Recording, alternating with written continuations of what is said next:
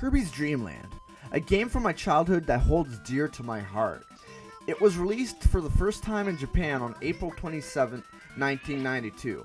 It was not just my first Kirby game, but the first game that actually belonged to me. I played Pong, but it wasn't mine, it was my mom's. And Donkey Kong Country? I'd be beat if I said it was mine to my dad. But Kirby's Dream Land, for the Game Boy, was the first game to be called mine. And what a perfect game to start it off with. It was just so accessible to all skill levels, the new gamer and the hardcore. This game was just done so right, and the story's pretty basic, just like most Kirby games. As the legend goes, King Dedede one night of hitting too many blunts says, "Fuck man, I could really go for something to eat." So after eating all the food in his castle, he decides, "Fuck this, those bitches in Dreamland don't even pay taxes. I'll just go steal their food. I already did their women." Those two changed my script so they look like heroes! Then he steals their food. In one night. So at most like 6 hours. Oh, and he steals 5 sparkling stars that it was used to harvest the food?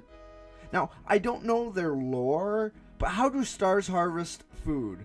Are they gods? I thought King Dedede was god. Is Kirby the devil? So many questions not answered, but the anime did at some point. This is a very simple game, nothing too complex. You play as our little white friend and no, not him, Kirby. The goal is to start from point A and get to point B in a side-scrolling platformer that would change the ages. Now you might be asking why Kirby isn't pink on the cover. Sure, he is white in-game since there's no color in it, but damn, the box art has background color, just not Kirby. Well, it should be said, Kirby has always had privilege, and also in Japan, Sakurai, Kirby's creator, wanted him pink and Miyamoto wanted him yellow.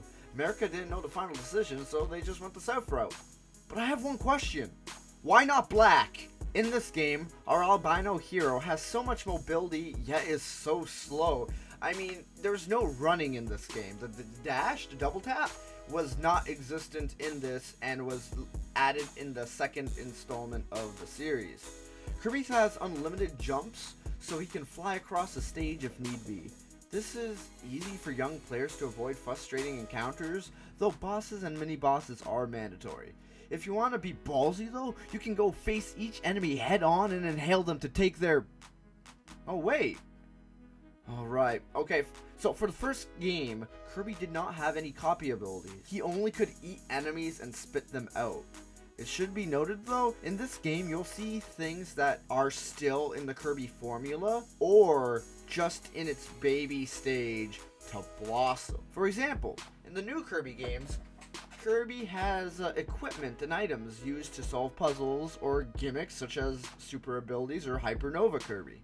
In this game, Kirby had things such as bombs, mics, mint leaves, which in actuality is a sweet potato in the Japanese game that gave Kirby bad burps, spicy curry, which is actually an item in Super Smash Bros, and invincibility candies. I don't think I should have to mention the Warp Star, but it is here too.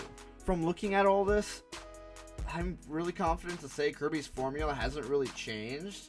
It even had a boss rush, which can be seen in the arenas in the new games, as well as extra modes after which that you can play that is much harder for the more experienced players. Then after that, you can get a menu to change the settings like how much health you have or lives. And for the actual levels, each have such memorable layouts to me, and I can pinpoint what music comes from what level in this game. And each stage has a boss that is holding a sparkling star. I guess Dedede handed them to his posse to throw Kirby off? The first stop is Green Greens, an iconic level that's even showed up in Super Smash Bros. As a stage. Here you can see many Poppy Bros Juniors, Waddle Dees, and Cappies! Thought in the anime they were friends, but I didn't really like them. Or fucking mushroom fuck. Poppy Bros Senior is actually a mini boss in this, and he's throwing bombs, unlike the Poppy Bros Juniors. I could really picture getting bombed in this situation, but you can't. After making your way through the inside of a tree, you're then led to Wispy Woods, for whom might be the most iconic boss in all of the Kirby games. Minus probably King Dedede. Boy throws apples and shit at you, and spits up air puffs, and yeah, he is easy. Shit is a lot more challenging when he starts dropping Gordos in extra mode. Next level is Castle Lololo, which is reminiscent of the Adventure Lolo games, which the bosses Lololo and La La La are based from. They even slide boxes at you as they attack, which you have to spit back. Nice detail on character there. In Floating Islands, you have a really nice mellow beat that it just relaxes me. In the last level before this though, Lololo was the mini boss by himself. Then both of them, Lololo and La La La, for the final boss. Here, there's no mini-boss. You go into the clouds after getting stuck in a whale's blowhole and eat a sweet potato mint leaf thing and start burping on a blimp Ninkambula that has no face but then has a face, then comes back years later with a face and a nose cannon, boys lit. Now for the second last level, Bubbly Clouds, you got to watch out for so many flying enemies here that they could just swarm you and knock you into the pits. And once you climb up this section, you can enter the moon. Maybe that's why Mr. Shine is so mad at you in the next game.